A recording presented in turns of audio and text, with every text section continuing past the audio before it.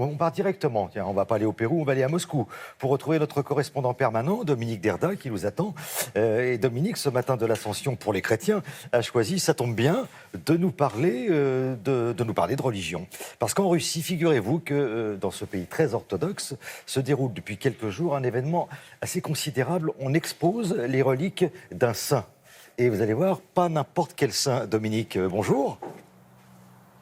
Oui, bonjour Thierry. Pas n'importe quel saint en effet, puisqu'il s'agit de Saint Nicolas, qui est l'un des saints les plus vénérés chez les orthodoxes. Le même Saint Nicolas d'ailleurs que l'on fête en Europe du Nord et de l'Est, en Lorraine, en Alsace, au Benelux, et qui tous les ans, le 6 février, vient distribuer des friandises aux enfants. Saint Nicolas qui a vécu en Turquie, dans la Turquie actuelle, entre le 3e et le 4e siècle, et qui, selon la légende, durant sa vie, aurait multiplié les bienfaits. Alors on ne sait pas si il est jamais venu jusqu'en Russie, ce Saint Nicolas, c'est peu probable, mais en tout cas c'est vrai.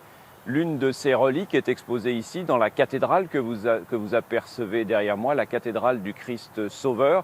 Il s'agit d'un os, une côte la plus proche du cœur, dit-on, et ils sont des milliers, ces croyants russes, à venir s'incliner devant elle, comme vous allez le voir dans ce reportage que nous avons réalisé avec Patrice Hacheret et Tania Tarasenkova. La cérémonie est diffusée en direct à la télévision russe. Au pied de la cathédrale du Christ Sauveur à Moscou, le patriarche orthodoxe Kirill vient accueillir le précieux reliquaire. À l'intérieur, ce que l'on dit être une côte de Saint-Nicolas, un morceau d'os conservé depuis le XIe siècle dans la cathédrale construite tout spécialement à Bari, au sud de la péninsule italienne, et qui pour la première fois est envoyé jusqu'ici. La cérémonie religieuse est exceptionnelle, à la hauteur de l'événement pour les croyants qui, dans ce pays, placent Saint-Nicolas au-dessus de tous les autres saints qu'ils vénèrent. On dit souvent d'un événement de notre vie qu'il est historique, mais celui qui se déroule devant nos yeux et auquel nous participons aujourd'hui, cet événement-là est réellement historique.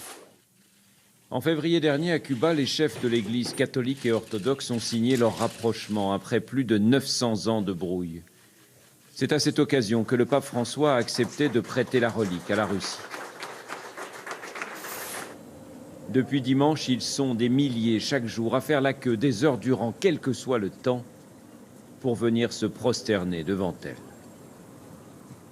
Saint Nicolas, il fait des miracles. Alors je lui demande d'accorder une bonne santé à nos enfants, à nos amis et à nos proches.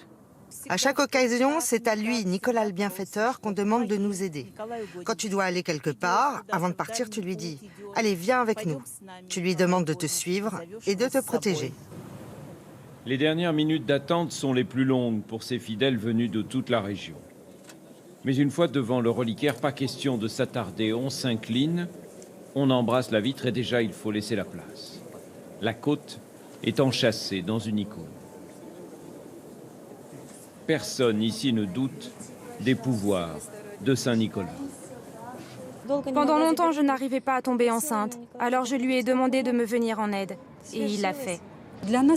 Pour nous, il est comme une sorte de Père Noël qui offre aux gens ce qu'ils n'ont pas. Il vient au secours de ceux qui n'ont plus d'espoir. Il leur donne ce qu'il peut.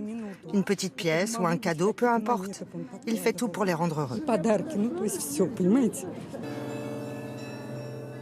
La relique sera exposée à Moscou jusqu'à la mi-juillet. Ensuite, elle sera envoyée à Saint-Pétersbourg, où elle restera 2 semaines avant de retourner en Italie. Dominique, si vous êtes toujours avec moi, Dominique, oui. L'exposition de cette relique, ça pourrait paraître comme quelque chose d'assez anodin, et pourtant, c'est un événement historique pour la relation entre les orthodoxes et les catholiques.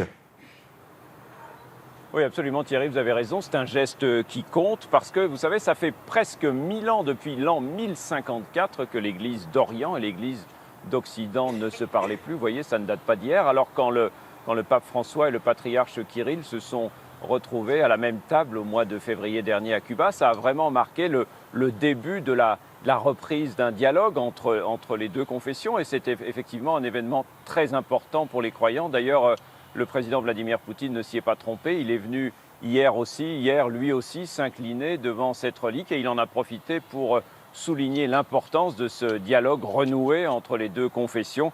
L'Église, a-t-il dit, joue un rôle très important dans le rapprochement des peuples. Fin de citation. Merci beaucoup Dominique. Bonne journée à Moscou. À bientôt.